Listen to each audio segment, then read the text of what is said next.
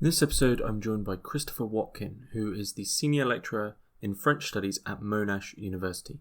He is also the author of French Philosophy Today and Michel Serres, Figures of Thought. In this episode, we discuss Michel Serres' text, The Natural Contract, alongside discussions on ecology, pollution, possession, and nature. I'd like to thank all my paid patrons and subscribers for making all of this work possible, and if you'd like to support Hermitix or become part of the community, please find links in the description below. Enjoy. Christopher Watkin, thanks very much for joining us on Hermitix podcast. It's my great pleasure to be here, James. I'm really looking forward to it. So we are going to be discussing Michel Serres' text, The Natural Contract, which I briefly thought before starting this, how would I describe it? But then came into the same problem as always, is it's a Serres text, so it's difficult to describe. But I think in short, it's Serres discussing man's relationship with nature and philosophically what man's relationship with nature is, where we've gone wrong, and the idea of a contract with nature in relation to the philosophical idea of the social contract, which sort of, I think, most famously is from Hobbes and Rousseau, among others, Locke as well. But that's the direction we're taking. But before we start, just tell us a little bit about yourself. Well, I'm lecturing in French at Monash University in Melbourne, in Australia, where I've been living since 2011 with my wife Alison and two kids. My research is mainly around contemporary French thought, so I've dipped my toe into the waters of Merleau-Ponty, Paul Ricoeur, Jean-Luc Nancy, Alain Badiou, Quentin Meillassoux, Serres himself, Bruno Latour, people like that in the past. And I've just started working on a new project all about the social contract and where it's going wrong today and how it can be fixed. So I'm sure that research will probably come up. But before we jump into the book specifically, I do have to ask you the Hermitix question. You can place three thinkers, living or dead, into a room and listen in on the conversation. Who do you pick? And as we're talking about Serres, can include Serres, but they don't have to be related to him. They could be just three that you think would be interesting. You won't believe the amount of chagrin that this has caused me. I knew you were going to ask me this. I've been thinking about it all day. The first thing I thought was, okay, in my own research, I always try to adhere to the maxim audi alteram partem, listen to the other side. So let's find three thinkers who maximally disagree with each other. Okay. And do you know what? That is really, really hard. You know, whoever you pick, there are always sort of underlying currents of agreement that subtend their differences. And that's a sort of Serresian point, and we might get to it in terms of the natural contract later. So I abandoned that one. I thought, okay, let's do something like Jean-Paul Sartre's No Exit.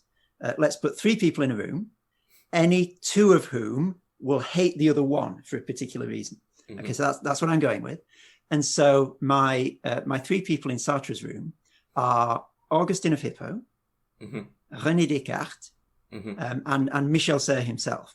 Okay. And we've also, if you'll permit me, we've got a mm-hmm. waiting room of Heraclitus and Einstein, if any of the others want to drop out. Okay. So who do you see as who's getting hated on? Well, the beauty of it is any two of those combinations will hate the other one for a particular reason. And I will leave it to the listeners to work out why each of those combinations will hate the other one. Okay. And why are Heraclitus and Einstein waiting? Would they be the same thing again, or that was my idea? This is a bit of a on the back of a napkin type thinking, but yeah, I reckon you could do the same thing if you substituted Heraclitus or Einstein for any of those three. That's what I'm going with. Okay, no, and I think that's a good room. There's so many rooms that include, as you say, there's always a current running, so it's good to have just arguments. And I think the idea of entrapping someone in a room with someone they hate is quite funny. So, and I think with Serres, you'd always find that he maybe wouldn't hate the other people, but I can't imagine there's ever going to be someone who he'd fully say, I agree with everything you've said. That's quite right. And I think of all the people you could choose, I think Descartes is the one with whom he might have the prickliest conversation. Why do you believe that?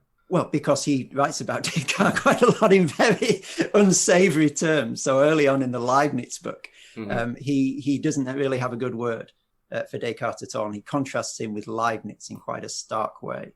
So Descartes is the thinker of dismemberment of analysis in a way that destroys the thing it's trying to understand, as opposed to Leibniz, who's the thinker of federation for Serres. Okay, so you could have put Socrates and Descartes, and I think Serres might have just had a migraine and left the room. That's right. He would have been battering down the door trying to get out. Okay. It's not his style to be locked in one room, is it? He'd be walking the corridors. Yeah, he'd be going in each and every room just to sort of tease everyone. Okay. I think many of these thinkers will probably come back in, as they usually do. But so where did you first come across Michel Serres, and why so you've recently written Figures of Thought, which is one of the few English sort of overviews, if we can describe it as that, of Michel Serres' work. Why did his work interest you so much to write a full-length book on him? Yeah, it's a question I've asked myself quite a lot, and I had to write just after the day that he died, I had to write a blog post to try and work out in my own mind, why am I so fascinated with this thinker? I first came across him when I was writing a book that eventually got called French Philosophy Today, that was looking at the figure of the human in French thought. What do we think that human beings are? And what really attracted me to him at that point was his idea of the great story of the universe, le grand récit, as he calls it, slightly tweaking Lyotard's nose. And Serres' point is that the great story of the universe is literally the story of the whole universe. It's a 16 billion year long story that begins with a Big Bang. And he was sort of, the way that I used him in that book was he was sort of taking a Ricoeurian narrative identity, but he was bringing it out of its anthropological shackles and talking about the whole universe in terms of a story. And for the argument that I was putting forward in that book, that was incredibly useful. But I guess the more that I read of him, the more that I was attracted both to what he was saying and the way he was saying it. His style is singular. A lot of people don't like it. He's been accused of being poetic, as if poetry was some sort of terrible crime that a philosopher was had to be jailed for. But I think the way that he's actually writing is partly trying to use language precisely. There's one point where he says something, I remain as much as possible, he says, in everyday language. I just try to use it precisely. If I'm talking about sailors, I use the language of sailors. I don't call it a boat, I call it a skiff or whatever. And also that he's trying to, and this is not just Michel Serres, I'm not suggesting he's the only one who does this, but he's trying to give us in his writing what he calls a global intuition. Okay, he's trying to show us a way of being in the world, of living in the world, seeing it differently, but also being corporeally in the world differently. And I think his writing does that incredibly seductively. You won't get that from the first paragraph or even from the first book of his that you read. I think one of the other contributors to this series said something like, you've got to read the first 4 Michel Serres books and just get through them before you can begin to see what he's doing. And that's, I think, a thought that I very much echo. But the way that he sees the world, I think, is incredibly beguiling on that very fundamental level. And that drew me to him. And I think finally, he's just very un-French philosopher-ish in many ways. He does a lot of smiling, which is not usual. He was resisting the linguistic turn when it was at its height. And that was okay. He was happy to be in a minority. He was happy to be, outside the big tent at that point. And that's also something that drew me to him. This was clearly a philosopher who wasn't following trends, who was happy to be the lone voice if he thought that was the right thing, and who, paid for that in a sense with his career, certainly in the early days. And that drew me to him as well. I got a certain sense there of him being a man of conviction and integrity. And, the rest is impenetrable. Well, why does one fall for a particular philosopher? I think there's a certain amount that you can explain, and then it's like falling in love, isn't it? The more you explain it, the more the explanation reveals itself as being inadequate. Yeah, that which is itself a sort of Serresian problem. Yes, you can't use language to describe your love of Serres, which is Okay, moving to the book. The Natural Contract. I'm just gonna start with the big question, and then we'll probably digress out. Sure. So it might seem very simple, but what is the natural contract? Yeah. It's not very simple. It's okay. There's what is the book, The Natural Contract, and what is the natural contract that Sarah talks about in the book, The Natural Contract. I'll do the second one first. What is the thing that Michel Serres calls a natural contract? It's a way of extending the pattern of behavior and of thinking about relationships that we're familiar with in terms of human-human relationships, and pushing that out to include the natural world. And he's got a wonderful image to talk about this in the book. He talks about a group of mountaineers who are tied together with a cord, such that if one of them falls, the others can rescue him. And he says, think about that as the social contract. People are tied together by webs of obligations and responsibilities in a social community. And he says, sometimes when you're mountaineering, you'll tie one bit of the rope onto a rock or hammer it into the side of a cliff or something. Then he says, think about that as the natural contract. Our obligations and responsibilities and constraints pertain not only to our relationships with each other, but also to our relationships with the natural world. And in a sense, the listener can be forgiven for thinking, well, there's nothing revolutionary about that, obviously. We're constrained by the natural world. But then Michel Serres' argument is, yes, but we systematically erase that from our understanding of our own existence. If we acknowledged it, there wouldn't be a problem. But we try to exist in this realm of, urban, he calls it acosmism. We've forgotten the world. He says at one point in the natural contract, we abhor the world. We expel the natural world from our polis, and we try to exist just in terms of language and political relationships understood in a human way. And that's why you need the natural contract, in a sense, just to show you what's already there. Our obligations and responsibilities are not simply between human beings, as if the social contracts adequately describe reality. And, as we'll probably go on to discuss further, it's not only that this is an omission, it's not just filling a gap, it's that this refusal to think the world is very concretely and immediately destroying us. So the first one there would be what's the natural contract, the book? Yeah. It's not a book about ecology. So if Michel Serres were sitting here instead of me, which would be wonderful, wouldn't it? You've got very much the raw end of that deal. But he would say, because he said in a number of interviews, when people say, what is the natural contract about? The first thing he always says is, it's not a book about ecology. Surtout pas. Certainly not. It's a book about law. Mm-hmm. So he's taking the legal framework of contract that we're very familiar with in terms of the way we relate to each other. And he's trying to encourage us to enlarge that to include the natural world. Mm-hmm. And so it's really a legal argument in the book. So do you think to sort of move from that metaphor of it being a legal argument, begun with this image that Serres brings in right at the beginning of the book of a painting by Goya, Cudgels.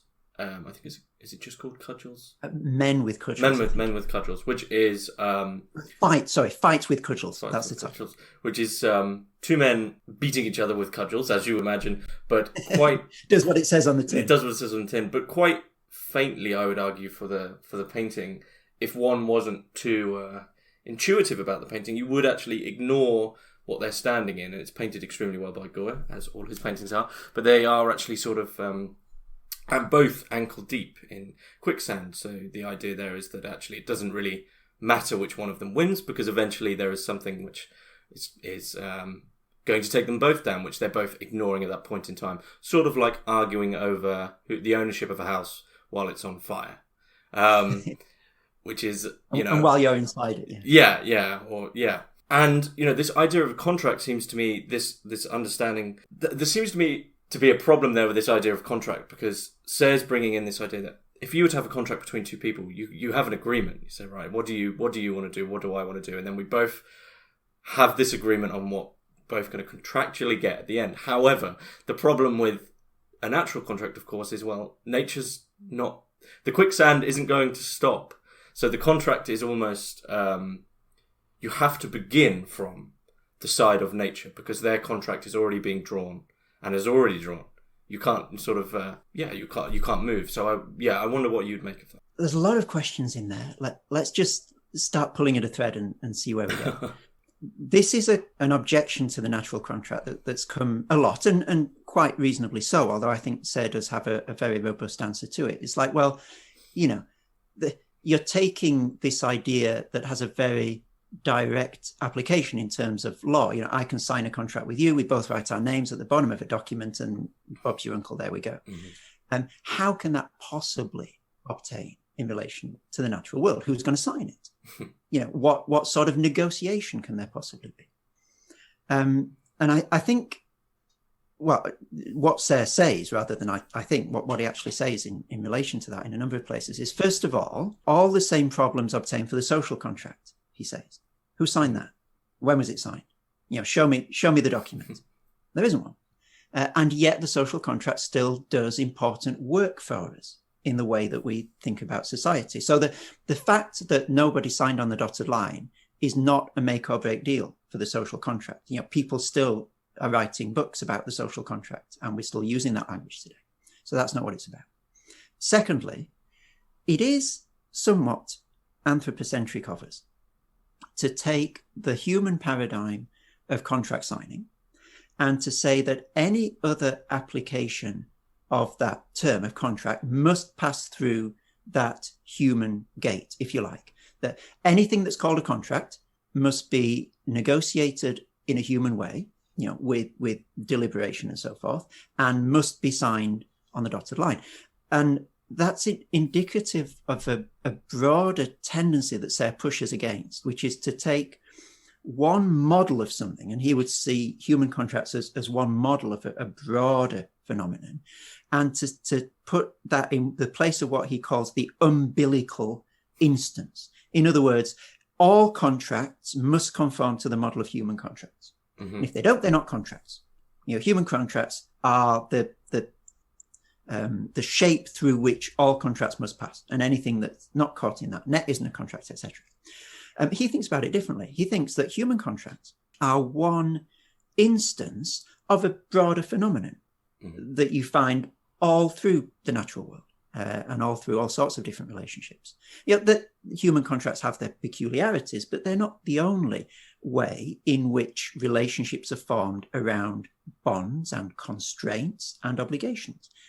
And I think if you are able to wrest yourself free of the idea that a contract, which etymologically is a drawing together, a binding together, it's relational language.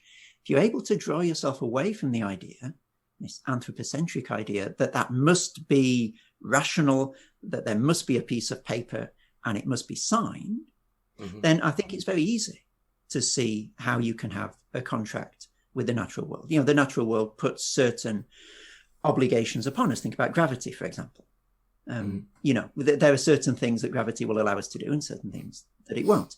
Now, it's not that there's some sort of great intentionality behind that, but that's not necessary for this broader understanding of contracts.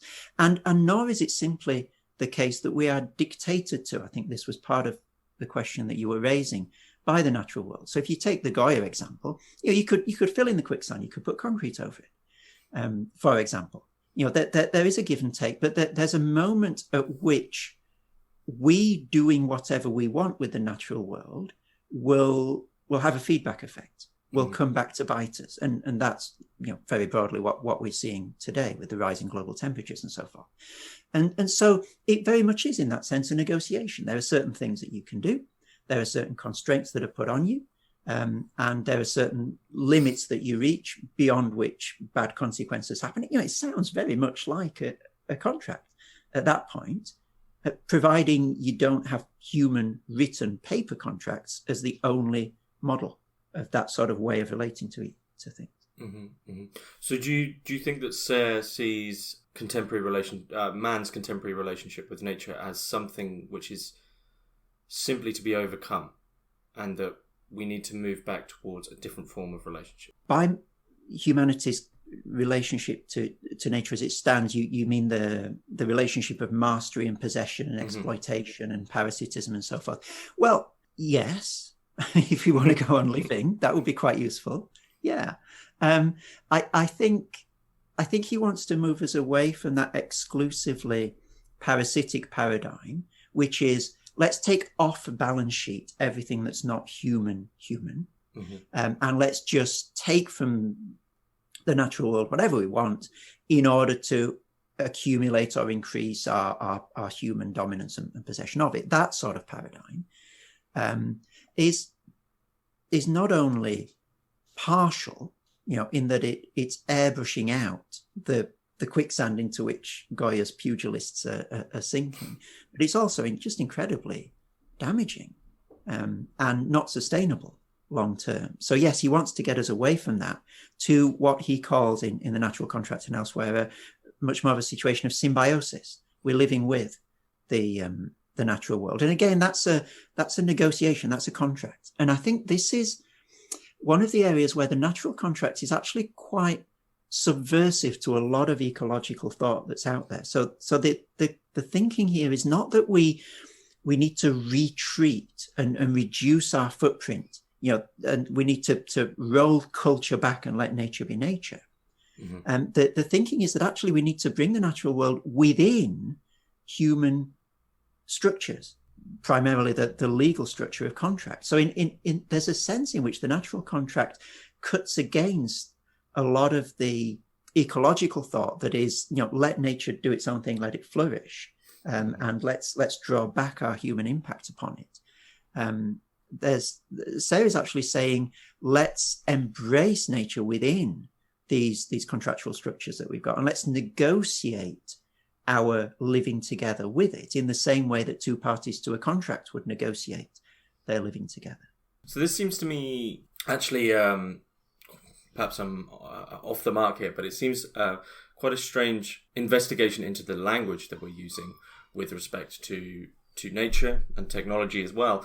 And it's interesting that you bring up sort of the binary thinking around, should we say, sort of contemporary responses to ecology. This idea of a reversion and a complete we need to get rid of technology in the form of primitivists who I always like John Zerzan's joke about how many ecological movements use the picture of the earth to promote their movement, but he makes the point that you can only have that with the mass technology which is destroying the earth. But at the same time, it's then saying, well, you're still working on a binary layer of there's a lot of stuff which has really helped us out to move towards a better world. So you could move back to your hunter-gatherer society, but that's a huge leap. So Serres is taking the interesting position of not a primitivist, not a technophile, but something in the middle. And that is a strange position. So how do we, I think perhaps the question would be, how does Serres see us as moving towards this symbiosis? Well, I think if I had to describe him, I'd probably call him in this sense a federalist. He wants to federate and to bring in more factors into our thinking. So he wants to stop airbrushing out the quicksand from the master-slave relationship. And he wants us, at one point he asked in the natural contract, we never ask, where is this master and slave antagonism going on? Where are they? And just basically he wants to ask that question. Where's this happening? How do you move towards it? Well, I think part of the answer from Serres' point of view is this deep shift in terms of what he calls our global intuition, our way of existing in the world. And someone is going to be listening to this and they're going to say, oh, how very abstract. Give me policy, give me regulation that we can concretely enact. And I think my response to that would be policy and regulation are really important. Laws need to change. But why do laws change? What brings about the tipping point in a society where people are demanding the sort of change that then you can enact legally? Because if nobody is wanting a law, it's nobody wanting regulation, it's not going to happen. And I think, and this is part of my research that I'm doing on the social contract at the moment, that culture is upstream of law. The way that people look at the world changes, and then law changes to catch up with it. So if we're not looking at that infrastructural level, and if we're not trying to understand what is it about how people see the world in very broad abstract terms and see themselves as people in the world, what is it about that that's led us to the environmental situation that we're in now? We don't ask that question at that very deep sort of existential level, then I think we can talk about changing laws all that we want, but it's very unlikely that we're ever going to get it done. So I think this idea of the global intuition is both quite intangible and philosophic in a derogatory sense of that term. It's a sort of head in the clouds stuff, but it's also incredibly and immediately necessary. If people's way of looking at the world and ourselves in the world doesn't change, then the legal apparatus and levers alone are not going to be able sufficiently to address the ecological crisis that we're in. And so that would be definitely part of what he would, I think, the way that Serres can speak into this. He's also, at the end of his book, The Troubadour of Knowledge, he has a curriculum that he plans out. He says, if we want to try and help people to understand the interrelatedness of all things and the arts and the sciences and sort of the way of being in the world today, what sort of stuff do we want to be teaching them? And he has this little annex to that book where he has a curriculum. So there are some practical suggestions there as well. He's got a wonderful thing about, quite a damning thing, but wonderful in terms of the way it makes you think differently about the United Nations. So he says that the United Nations is fundamentally, in one very important respect, fundamentally flawed. He says because it is an international organization, not a global organization. So it's a group of individual national interests fighting it out for their little bit of turf and territory and slice of the cake. And he says that is 180 degrees different to what a global organization would be, which would be everyone trying to take account of the whole of the global situation. And he says, while we're simply thinking internationally and not thinking globally, then, of course, we're not going to be able to address the environmental situation because, who's there advocating for, the global water supply, for example? There's nobody, because that's not the way the system works. It's a systemic failure, a structural failure at that level. And so he's also got propositions to put forward in terms of the way we organize ourselves politically on that sort of international level. And that also has implications for more local political organization. So it's not just global intuition, but I think global intuition is a sine qua non of coming to terms adequately and in short order with the environmental situation that we face at the moment. Yeah, I really liked what you said about the idea of culture being downstream from law. Other way around. Sorry. Upstream, yeah.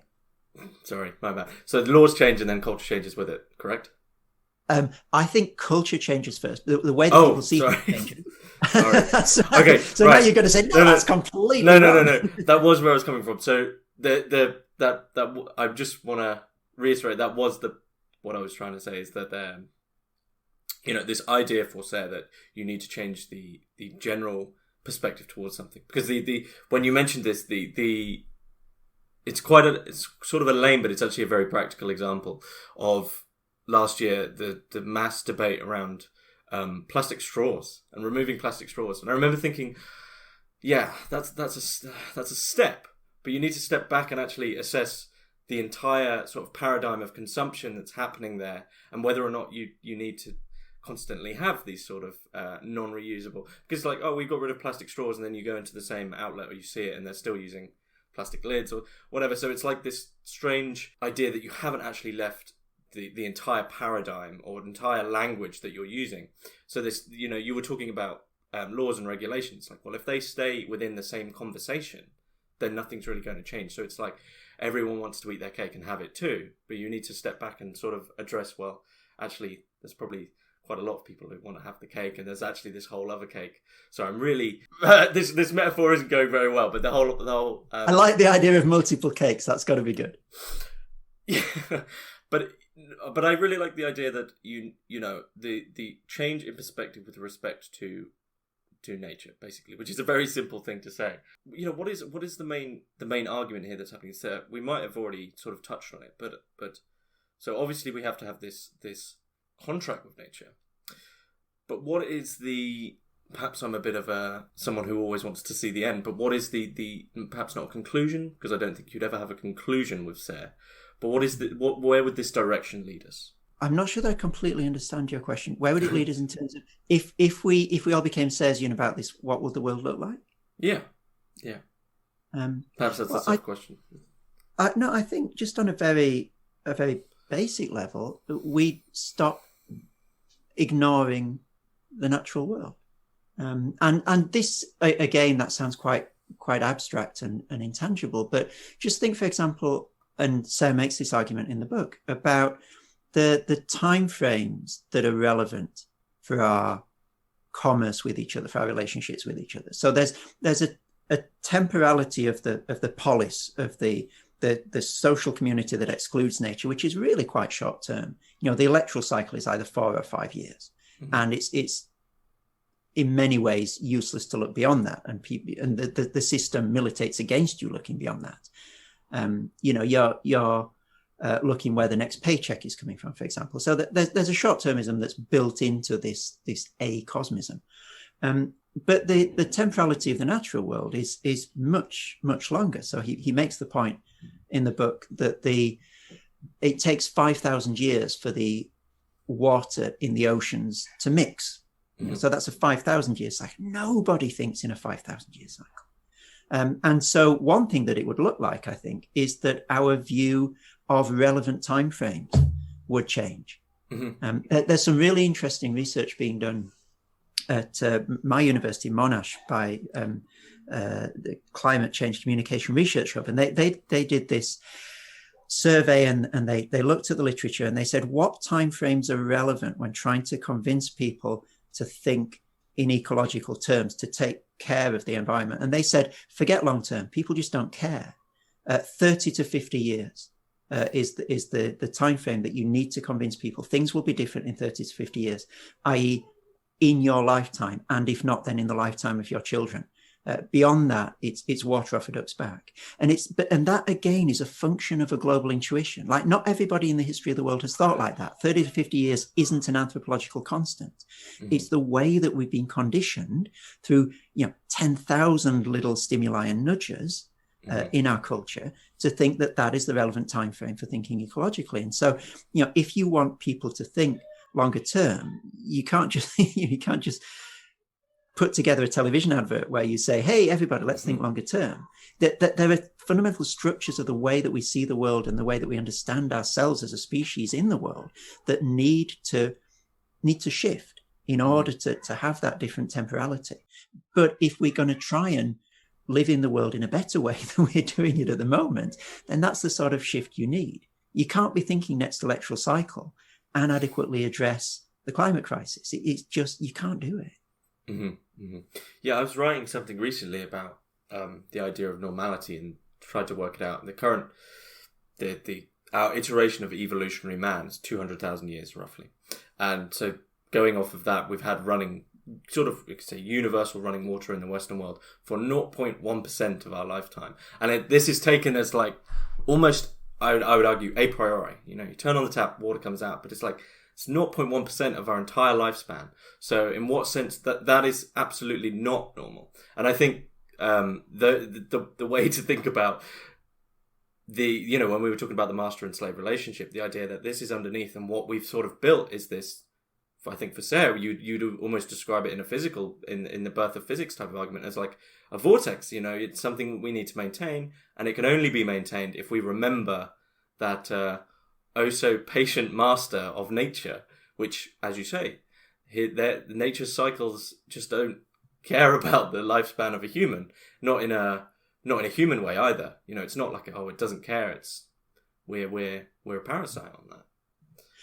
I think that's a really, really interesting way to take the conversation. There are some fascinating things, counterintuitive things that Serres says about time One that springs to mind is that I'll just ask the question. You may know the answer. The listeners may know the answer. I don't know. But he asked at one point, what is the most significant thing that happened in the 20th century? Okay. Mm-hmm. And I'll just give people a moment to think, oh my goodness, what would I answer to that? And he says, and I'll be impressed if anyone not having read Serres thinks this way, but his answer is, it was a century in which we left the Neolithic age. Mm-hmm. Because with the beginning of the Neolithic, we began to settle down, we farmed the land, we became agricultural people. Mm-hmm. Our being was tied to the seasons. It was critically existentially important for us when the rain came, how much of it came, how much sun there was, when the harvest time was, and so forth. And if you look at the statistics of the percentage of people in the Western world who farm the land up until the 20th century, is huge. I don't have them on the tip of my tongue, but that large percentages of the population were involved in the agricultural world and in the keeping of livestock. And then in the 20th century, it absolutely plummets. Mm-hmm. And this is a change of epochal moment that people rarely talk about. And Serres makes the point that this is a huge change to our being in the world and to the very notion of our rootedness into the world. And it fundamentally changes who we are as human beings, that the vast majority of us now are not tied to the land and to its rhythms and to its seasons. And that's part of the problem. That's part of the reason that the natural contract needs to be written and read, is that we've forgotten that upon which we are necessarily parasitic. There were enough people working the land in previous generations to have a certain respect and understanding of the natural world, but that's gone. Most of us live in cities now, and the only thing we need to care about is whether it's raining today and I need to take an umbrella with me. We don't care about annual rainfall unless we get floods. We don't care about how sunny it is unless we have to work outside. And we've lost this connection with the land that existed from the Neolithic period. It's a huge, monumental change in what it means to be a human being in the world. Mm-hmm, mm-hmm.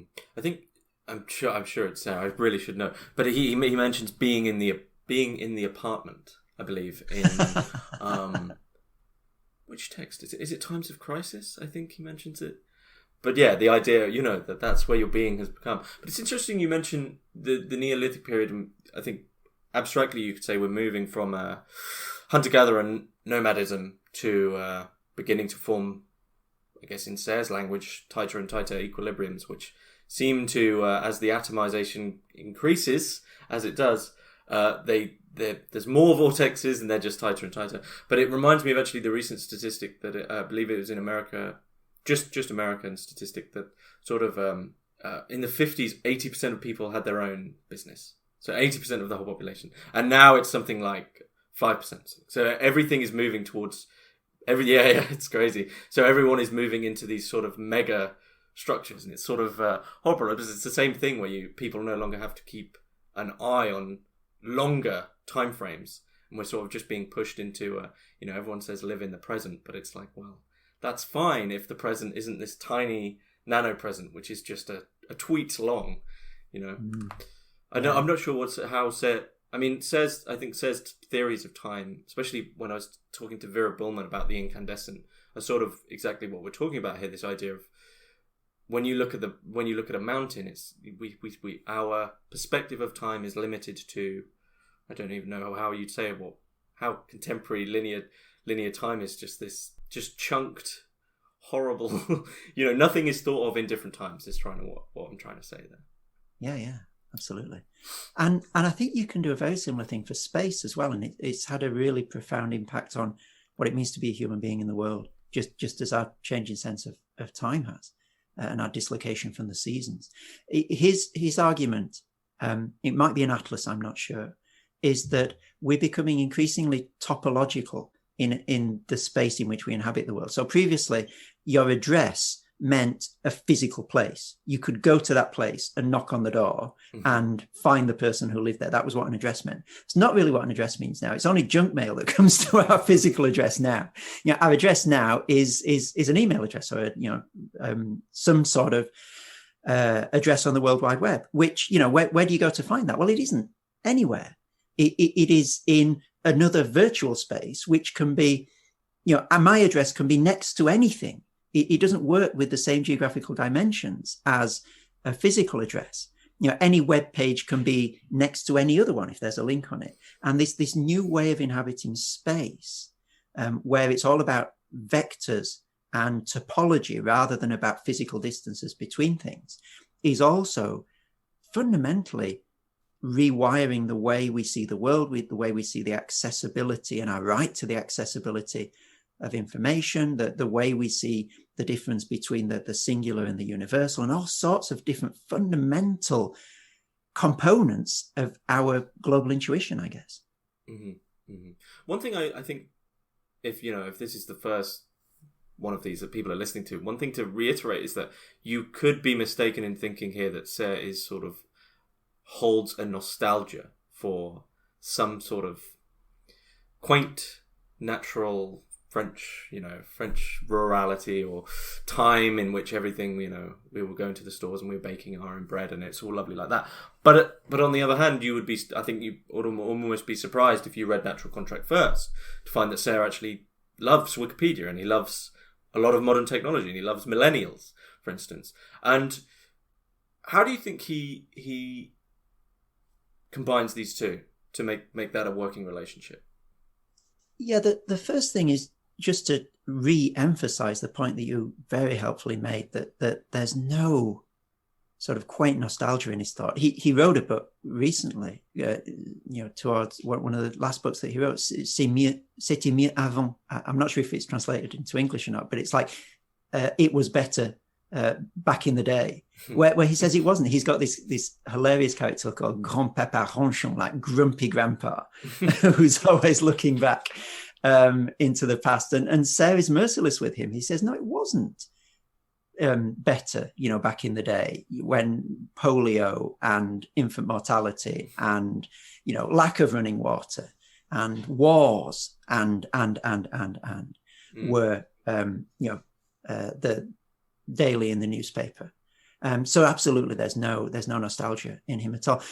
I think the way that he cuts across that very reductive dichotomy between nostalgia and some sort of hyper technicized futurism, which are probably both manifestations of the same pathology. I think if we dug into them, I think we'd find that they share a great deal in common. Is this federating vision of his that everything can be translated into everything else, to use the language of his early stuff on Leibniz, and there are links to be drawn between everything. So nothing is put outside the pale of relationships. He's got this powerful image that I use a lot in the book of the pomerium, the sort of the legal and religious limits of the city of Rome. So everything inside the pomerium is Rome, and everything outside it is some sort of wasteland. Or you can think of a temple, that everything inside it is sacred and everything outside it is secular or profane. And he, with might and main, he resists that sort of thinking, this dichotomizing of reality into something that's privileged, and something that's sort of excluded, the abject, to use a Christavan idiom, outside it. And so, how on earth then could you either see technology as uniquely salvific or as uniquely dangerous? There isn't that sort of place in his thought. The only danger is in drawing those sort of dichotomous black and white lines that, this is that on one side you've got the sacred, and the other side you've got the profane, the evil. That's the only thing that he would set himself against. And therefore, of course, there's a place for technology. And, he when you get into the detail, you may disagree with certain things that he says about technology. You may disagree with the tone of Thumbelina, but fundamentally, the idea that technology, as with other things, are to be embraced and negotiated with, rather than either treated with garlic and a stake through the heart, or sort of raised up and genuflex before them. I think there's something profoundly wholesome, profoundly helpful about that attitude. Don't we so often run either to find an enemy that we can congregate against, or to raise something up as the next great hope.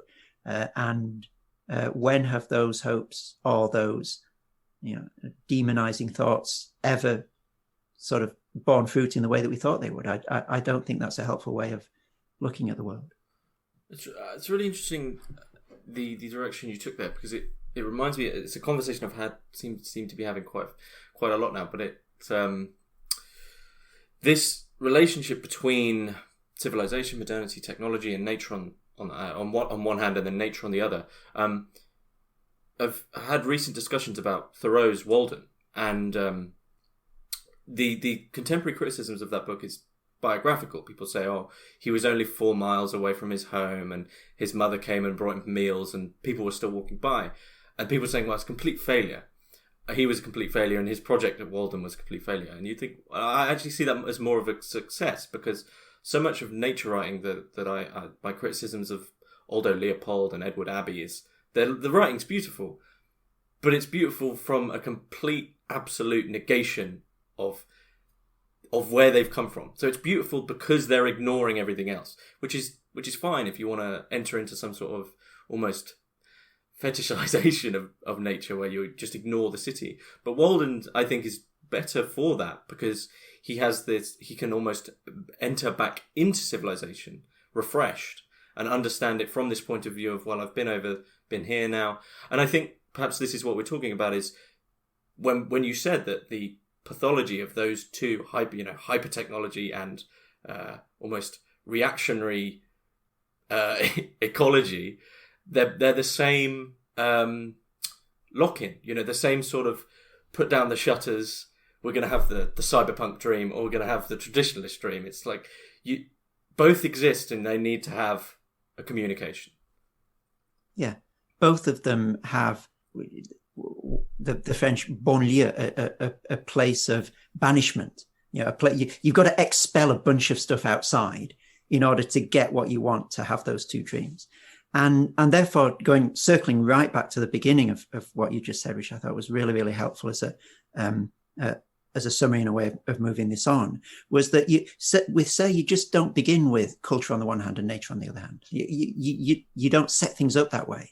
That's already a pathology, because very concretely, what is going on in the natural world and what is going on in the cultural world for Serres is fundamentally the same processes. And he brings it down to the reception, storage, processing, and emission of information. And he says that's what a rock face does. That's what the sun does. That's what we're doing now, having this conversation. That's what a village does. That's what everything does. And therefore, to try and cut down the middle of that and say that there's this one thing right over on one side called nature and this one thing right over on the other side called culture, just fundamentally ignores the fact that the same processes are happening within these two things that we'd like to dichotomize for our own ideological reasons. And so he never starts that. It's like that joke, isn't it? How do you reconcile nature and culture? Well, I just wouldn't start from here. I wouldn't start with the distinction to begin with. One thing I would like to bring in, because I think it plays a major role in this book, is war, and Serres' idea of war. And Serres occasionally has these moments of real brutal quotes for someone who's often so humble and soft. Occasionally there is a real biting quote. And this one, I think I'll just state it and then perhaps you could move from it somehow. But Serres states, "Since the death of God, all we have left is war." 2 points. The second one of which will directly answer that question. Let me the first one is just a little bit of context on war in the natural contract, because it's a really important part of the book. He sort of has what we might call the martial contract as an originary human contract. So he says war exists only between the declaration of war and the armistice. It is a legal, in that sense, it's a legal state. And that's why he loses no opportunity to distance himself from Thomas Hobbes' state of nature as the war of all against all. He says, no, it isn't, because if it's a state of nature, then there isn't the sort of framework and structure that you'd need for war. War, he says, is organized. War is structured. It's not the state of nature. And he then takes that contractualism within that martial context, and he says you have to change nothing about that to get to economics. So he takes that shape of relationship, which is from the declaration of war to the armistice, and he says almost that's your model then for the social contract. That's how it works. So there's a bigger argument about war going on in the natural contract. I think when he says since the death of God all we have left is war, is that it's something like this, as I understand it. It's that with God, as understood in the Western tradition, you have a court of appeal to sort of appeal to that is beyond any particular human interest. So whether we like it or not, and whether we agree with it or not, if there is a God, there is something that is good and there is something that is evil. Those concepts have currency beyond what we might fancy them to be and what we might understand them to be. And therefore, there can be a way of arbitrating between competing claims on some basis that is outside those two claims in the terms that they're put. There's a third instance, there's a court to go to. You take God out of the picture, what you're left with is the two claims with no arbitrating instance that they can both appeal to, at least in principle, technically. Mm-hmm. And therefore, well, then how do you arbitrate? How do you decide? Well, often the person with the biggest war machine or with the biggest voice ends up winning. And that's just empirically correct, I think. If you look at the Twitter sphere or you look at the global politics, the countries with the biggest armies tend to get their way and tend to have other people see things their way more than other countries do. But so that's I think that's what taking God out of the picture and then you're left with war means. But he does say straight after that, let me just read this straight out of the book. Okay, so since the death of God, all we're left with is war. But now that the world itself is entering into a natural contract with the assembled peoples, however conflictual their assembly may be, it gives the reason for peace as well as the sought after transcendence, close quote. So he's saying that the function that used to be provided by God can now be provided by this third instance external to the warring human factions, which is the natural world. So I think Goya again. And one thing that he draws out of the Goya picture in the book is that what these two pugilists don't realize yet is they've actually got, if you want to put it in this sense, a common enemy, or if you want to put it in a more positive sense, a common cause, that they're both going to end up in this quicksand unless they stop fighting themselves and start thinking together about how they're going to get out of it. And so Serres is arguing that war is not inevitable, necessary, and perpetual now that for most people, at least in the West, not globally, but in the West, God has left the picture. But he's saying that even given that situation, that the natural world can provide a irenic impetus in the same way that God used to be able to do. And, you can see that in the way that, well, we can either keep fighting ourselves or we can realize that we're all going to die unless we stop doing that and turn our attention to the common problem, which is that the earth is becoming increasingly uninhabitable. And so his argument, yes, is quite a doom and gloomish one. But then when you read on in that paragraph, he's bringing in the natural world as that which can provide the supplement that is now lacking in terms of that irenic approach to peacemaking. So do you think for Serres that there is an underlying violence in nature? And if so, how does he view it? I don't think he would say that. I think that would be too reductive again. It would be, nature is either red in tooth and claw or it's your, lovely grove of daffodils. It's neither of those, is it? There is some, from a human perspective, there is some brutality in nature, by which we mean that it's not kind to us sometimes. But that's one. I think he does say this.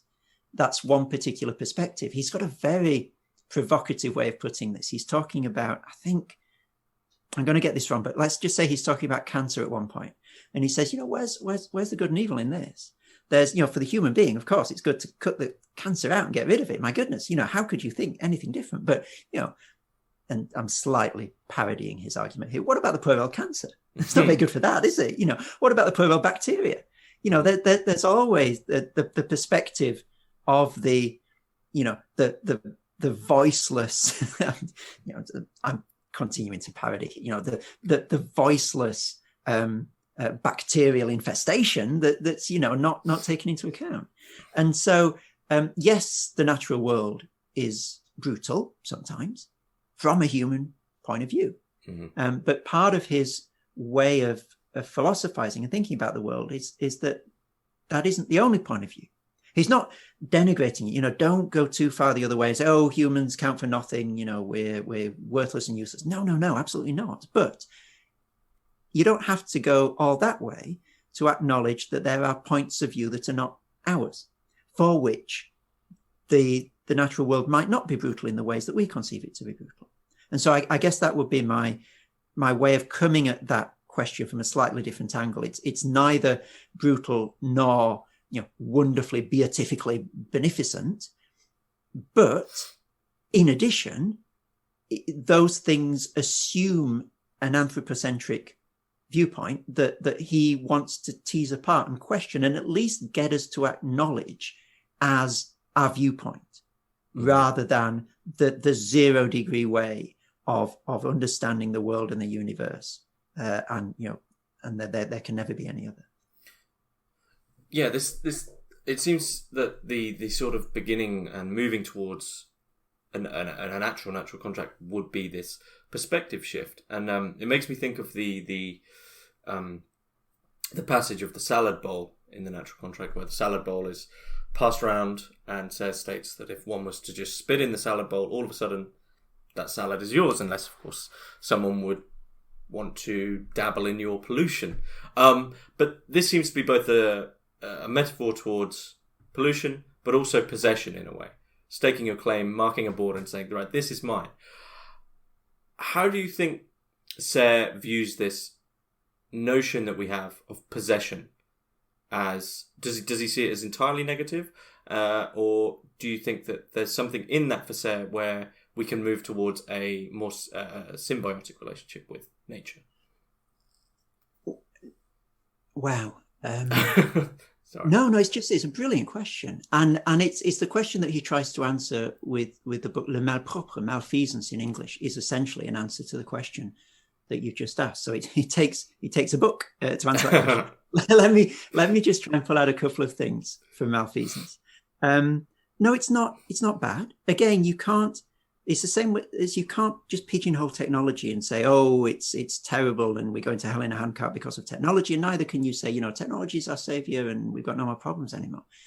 But possession is what it is. Songbirds do it, he says. A songbird's tweeting is an act of possession of a certain territory and telling other songbirds to you better stay away because this is mine.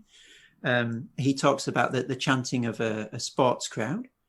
That you create an atmosphere within a stadium that signifies a certain possession. In Australia we have this term that the hoon. I'm not sure if UK listeners would understand it. As sort of someone who drives down the road very loudly with the music blaring and no silencer on the exhaust. Going over the speed limit. Well, that's doing exactly what the songbird is doing, as is the multinational company who pollutes the river next to the factory. They're all possession through pollution, in a sense.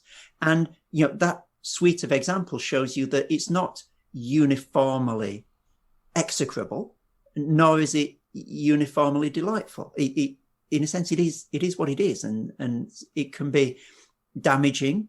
Or it can be, sort of quite pleasant in terms of the songbird. But that is the way that we possess. We pollute things. He has this wonderful quote that he keeps coming back to, and he keeps tweaking. He's a great fan of rewriting seminal, iconic quotes from the history of philosophy again and again across his work. And one of the ones that he keeps rewriting is from Rousseau's, I think it's the second discourse, where he says, the first man who, having enclosed a piece of ground, bethought himself of saying, "This is mine," and found people simple enough to believe him, was the real founder of civil society. So possession, property is the basis of society. And he keeps coming back to that from different angles, in ways that make it clear that he doesn't have a lot of time for this idea of property and possession. And the reason that I raise that is he comes back around to it in the natural contract in a really, I find, quite a counterintuitive way, quite a challenging way. And this is the way he rewrites it in the natural contract. He says, Galileo is the first to put a fence around the terrain of nature, to take it into his head to say, this belongs to science, and to find people simple enough to believe that this is of no consequence for man-made laws and civil societies, closed in on human relations as they are. He founds scientific society by giving it its property rights, and in so doing, he lays the deep foundations of modern society. So again, this sort of grab for property is not simply spitting in the salad, and it's not simply the hoon driving down the road, with the music playing. That it happens disciplinarily as well, and it happens at the moment where science, broadly speaking, encloses the natural world and says, if you want to understand this, you must come through me. I provide the only set of tools for getting any purchase on this at all. And what Serres says right from the Leibniz book on, and he makes the argument in terms of readings of Leibniz, is that there can be no queen discipline or umbilical discourse, he calls it. There's no one language, no one lexicon that exhausts anything in the world. Science is absolutely wonderful at doing what it does. And he's not being anti-science. Nobody hear this saying, "Oh, this is another SoCal type hoax." He's sort of dishing the dirt on science, and he's trying to throw it all out the window. Absolutely not. But what he is saying is that the moment that the scientist says that the discourse in which I deal is the only way of getting any purchase on the object that I study, that is the point where he would say, no, that's just wrong. It gets a certain sort of purchase on it, and a purchase that other discourses can't equal, absolutely. But it doesn't get the only purchase that it's possible to have on it. And you can imagine the different discourses that would also account for the objects of which science speaks. Economics would be one. The literature would be another. And they're doing different jobs, but none of them should be able, in Serres' point of view, to put itself up as the gatekeeper discourse and says anything that approximates to me is true about this object, and anything that deviates from me is false. So that's another form of this property. I just raised that to show you that for Serres, property is not just about what one legally owns, the objects that one legally owns. There's a whole discursive, intellectual dimension to property as well, which is just as antagonistic to as he is to the egregious excesses of physical property as well. Do you think that's one of the sort of the clear places that the natural contract could affect public policy and public debate on ecological issues? Is this idea of our Earth, or this idea that further possession or different forms of possession would affect public policy in a greater way? That's a really interesting question. I think it ties into this idea of getting away from a parasitic paradigm to a symbiotic one. So it's not, possession can only get you a certain way. And I think if the only tool in your toolbox is a tool of possession, you're going to find it really difficult to get to grips with the world because we don't possess it. And neither is it fair to say that it possesses us. That would be, again, this equal and opposite fault on the other side. And that's why I think the contract metaphor is just really, really helpful, because we need to negotiate our living together with it. It's neither that we can exploit and pillage it for all we're worth and get away with it, nor is it the case that we have to, sort of hunker down and make our footprint as small as it possibly can be. And even these sort of eugenic arguments that might sometimes pop up. There need to be fewer humans per se in order to be able to live on. I think he would frame it in these contractual terms and say, let's negotiate, but properly. Understanding the constraints and the limits of the natural world and its breaking points, just as we understand ours. And therefore it's much more supple. And I think, coming back to the question that you asked, how might this help current debates? It's a much more intuitive paradigm for people. People understand the idea of a social contract, not its philosophical nuances, but the idea that there's an implicit agreement that allows us to live together in society and not kill each other. If you think recently of the Black Lives Matter movement, or indeed the COVID-19, this social contract language keeps getting recycled in those contexts. People are annoyed when other people, quote unquote, break the social contract. Or when a particular group in society, say the police are being seen to flout the social contract. It's a language that we're used to, and it has currency, it has meaning for us. And so to take that language that already has purchase and to enlarge it, to say, well, let's think in terms not simply of a social contract, but also of a natural contract. I think it's less of a jump for people than trying to introduce some whole new concept and say, well, we need to think ecologically, and let me introduce you to this very new way of thinking, and expect you to swallow it and then get on board and then, sort of take the ecological measures that we wanted to take. I think one of the great advantages of the natural contract is that it builds on something that's already there, which is this idea of the social contract, which does have meaning for people and which does matter. That was very articulate. Is there something you think we've missed, or something you'd like to add in about this book? Well, I mean, we've missed almost everything, but one always does. Look, I think we've touched on enough to give people something to think about as they go about their day. Yeah. And there's a lot more we could do, but I think we've probably done enough. Okay. Okay. Thanks very much. Thank you, James.